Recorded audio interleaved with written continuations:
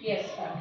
और 15 का एलसीएम हमने एक तो पहले क्लासेस में आपके निकालते थे अपने, और एक जो यहाँ हमने किया है अभाज्य गुणनखंड विधि द्वारा। तो 8 को हम क्या लिख सकते हैं, 2 की घात 3, और 9 को 3 की घात 2, और 15 को 3 गुणा 5। इसके बाद हमारा फर्स्ट क्या होता था कि इन सब के जो प्राइम फैक्टर हैं वो सारे के सारे क्या हो, एक जैसे हो, यही होता था ना। तो जैसे 8 वाले में 3 नहीं है, 5 नहीं है, तो क्या कर दूंगा, 3 की 0, 5 की भी 0। इसी तरह यहाँ 2 की 0, 5 की 0। नीचे वाले में क्या नहीं है, 2, तो 2 की 0, क्योंकि किसी भी संख्या की घात 0 क्या होता है, 1। अब एलसीएम के लिए हम क्या लेते थे, 8, 9 और 15 का सबसे बड़ी घात है, तो 2 की घात 3 है, 2 है, 0 है, बड़ी कितनी हुई 3, तो 2 की घात 3 गुणा, अब 3 का आएगा, 3 की 0, 3 की 2, 3 की 1, तो 3 की 2, 5 की 0, 5 की 0, 5 की 1, तो 5 की घात कितनी आ जाएगी, 1। तो हमारे पास कितना आ गया एलसीएम, 3 की 2 8 गुणा 9 गुणा 5, ये आ जाएगा 360। तो एलसीएम क्या आ जाएगा, 360। और अगर आप ऑप्शन से चेक करते तो आप ऐसे कर सकते थे, ऑप्शन हमें क्या क्या दे रखे हैं, 30, बी ऑप्शन दे रखा था 60, सी दे रखा है 90, और डी दे रखा था 360। बेटा जो एलसीएम है उससे इन सब संख्याओं से भाग होगा वो, भाई 8 से भी, 9 से भी, 15 से भी, तीनों से भाग होना चाहिए। अब 30 है, 8 से पूरा पूरा भाग नहीं होता, ये कट गया। 60 है इसी तरह, 9 से भी नहीं होगा, 8 से भी नहीं होगा, ये कट गया। 90 8 से नहीं होगा, ये भी कट गया। तो कौन सा बचे, 360। दोनों ऑप्शन से आप कर सकते थे, जिससे भी मन करे। अगला था हमारे पास कि द्विघात बहुपद के शून्य ज्ञात कीजिए, x² minus 5x plus 6। Paper में हम इसको सिर्फ ऑप्शन से चेक करेंगे, निकालेंगे नहीं जब ऑप्शन दे रखे हमें। ऑप्शन ए क्या है, 2 और 3, बी ऑप्शन क्या है हमारे पास, -2 और -3, ऑप्शन सी हमारे पास है 4 और 3, और ऑप्शन डी हमारे पास है -4 और -3। तो बेटे एक तरीका तो हमने सीखा था कि शून्यकों का योग, योग क्या होता था, शून्यकों का योग माइनस x का गुणांक बटे x² का गुणांक, यही होता था। तो x का गुणांक कितना है, -5 माइनस बटे a, तो क्या आ गया 5, और गुणा कितनी आ गई, अचर पद बटे x² का गुणांक, अचर पद क्या 6 है। तो अब इनमें से दोनों संख्या ढूंढ लीजिए ना कि किनका जोड़ 5 है और गुणा 6 है।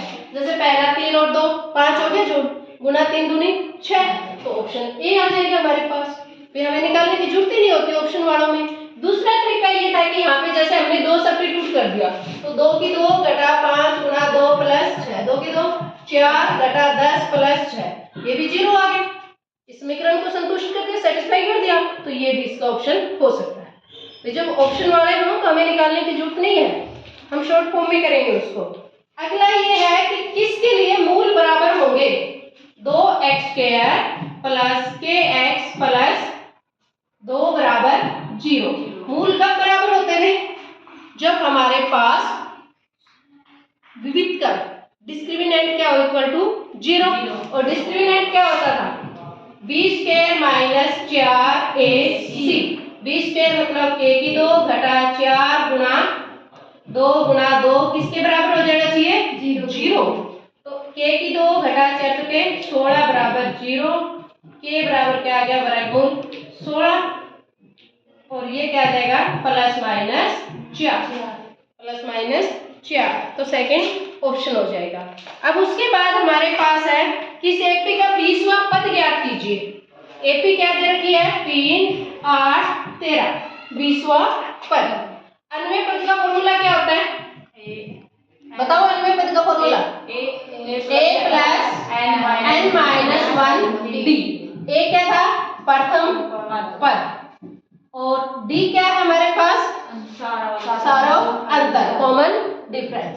तो सारा अंतर हम जब हमें दे रखा है कि ये AP है, तो ये तो क्या हो गया हमारे पास, प्रथम पद कितना आ गया, 3।